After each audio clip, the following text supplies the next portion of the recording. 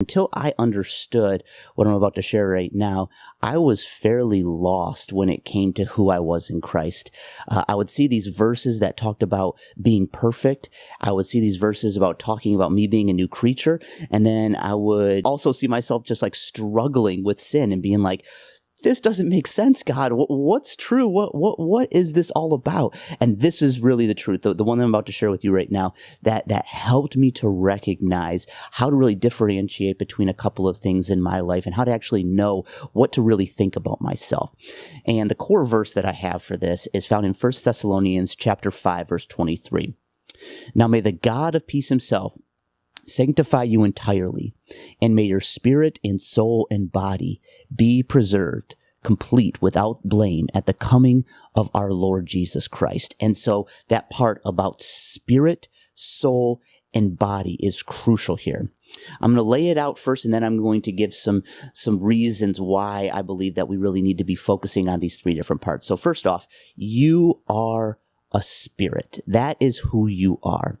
But you also have a soul. This is an aspect of us. We have a soul and we live in a body. This is how we really function in this world because, we need a body to be able to breathe, to be able to touch things, all of these different things. It's required that all three of these parts are part of making us up to be who we are. Now, I'm going to unfortunately have to get a little technical here. I say unfortunately because I think theologians and people like to really kind of show their prowess by using these big words. So I'm going to use a couple of big words, but I'm going to make them real simple for us. Dichotomy versus trichotomy. Now, when I'm talking about dichotomy, this is a belief in a position where people believe that the soul and the spirit are actually one entity, and then we have the body, okay?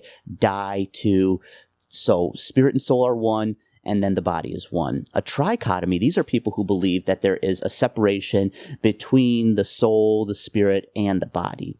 Now, I'm going to really be sharing why I believe this trichotomy is true and why I think it's so important that we recognize the truth of it, because it really helps explain a lot of what we see going on in our life. So here's just a couple of verses that will give us an understanding of this. First, I'm just going to reread 1 Thessalonians 5:23 because I think it's that important.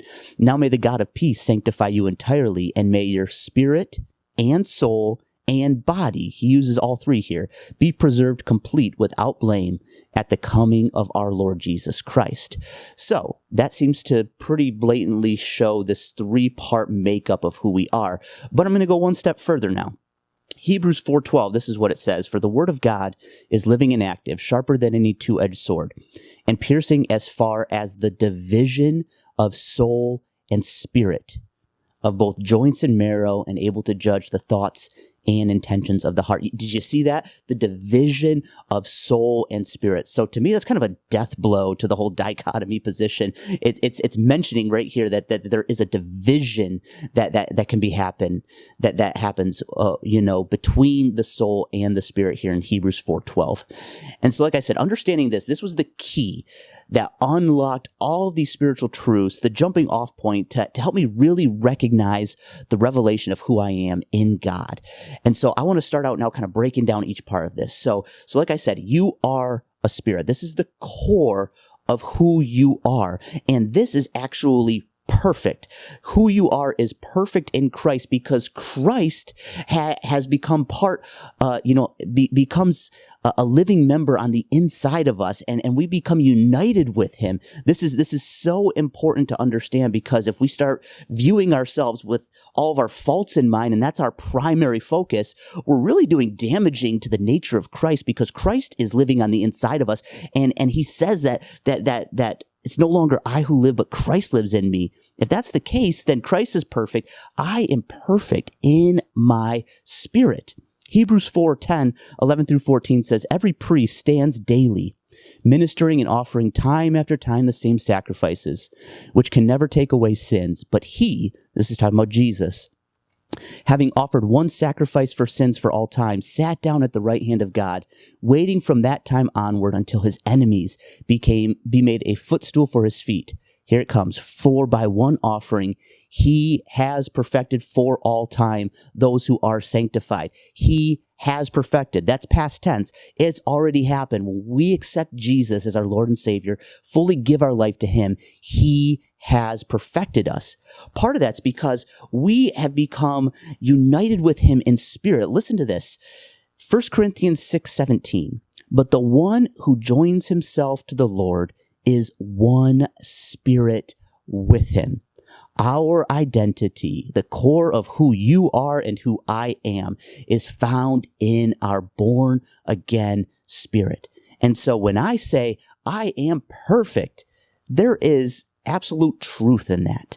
Now, like I said, there's going to be these tensions that we need to be wrestling with. We need to be understanding the full scope of this stuff. But really, if I can hammer home any point, that's what I want to share with you, that in your born again spirit, Christ, you have been united with him, and you are actually perfect in God. That you are the righteousness of God in Christ Jesus. This is so big if we really begin to recognize this, because remember, who we are is based a lot upon what we think about ourselves. We become what we behold. Our emotions and our actions, they are affected by what we think. And so if we think rightly, if we think about ourselves being perfect in Christ, we are going to begin to live and act in that type of manner. All right, the second part here, you have a soul. Now, the soul is traditionally thought of as your mind, your will, and your emotions. In the simplest terms, I like to think of it as our personality. A lot of times we hear about people with personality flaws. I'm one of them. I have plenty of personality flaws myself. And so this is the part of us, and we're going to get into this here in a little bit, that is still experiencing this sanctification process, that there's still more to grow in our walk with God. And then our final piece here is our body. Now, we live in a body. This is how we interact with the physical environment that we live in. If we were just soul or spirit, we'd be kind of floating through walls and not able to hug each other, not able to eat food, all this stuff. No, we need a body. God has created a physical earth for us to live, to walk in, and we need a physical body in order to interact with that. And so that's going to include our five senses, to be able to see, touch, taste, hear, and smell. These are parts that make up who we are. Now, one of the things that unfortunately has happened within Christianity is we've tried to really separate all of this. Yes, there is a distinction, as I brought up, and it's important to understand that distinction. But at the same time, each aspect here is super important. The spirit, the soul, and the body, we need to be thinking about these as kind of like one unit kind of brought together.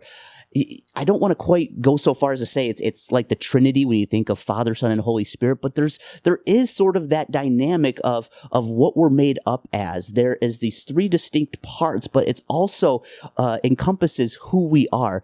And as soon as we begin to ignore any part here, we're going to see the other parts suffer. If we ignore our body and we just start eating junk and not exercising or anything, that actually affects our spirit, and that affects our soul.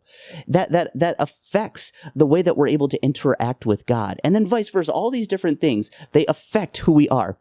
Now when I say they affect our spirit, I don't so much mean that your spiritual identity changes. No, we're always perfect in Christ. But what I do mean is that the way that we're able to connect with God, the way that we're able to really live our life in the fullness of what he has available for us, that is what begins to be affected.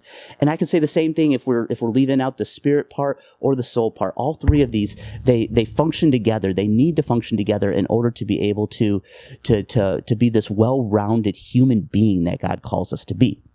Now, eventually, our aim as we're growing in Christ is to have our spirit rule over our body. Galatians 5:16 says, "But I say, walk by the Spirit, and you will not carry out the desires of the flesh." So that perfection on the inside of us, what we are attempting to do in our life is to continue to access that, so that the overflow of our life, the overflow that happens in our soul and in our body, is this spirit, the Spirit of Christ in us, overflowing and changing the way that we act, behave, the way that we think about ourselves and others.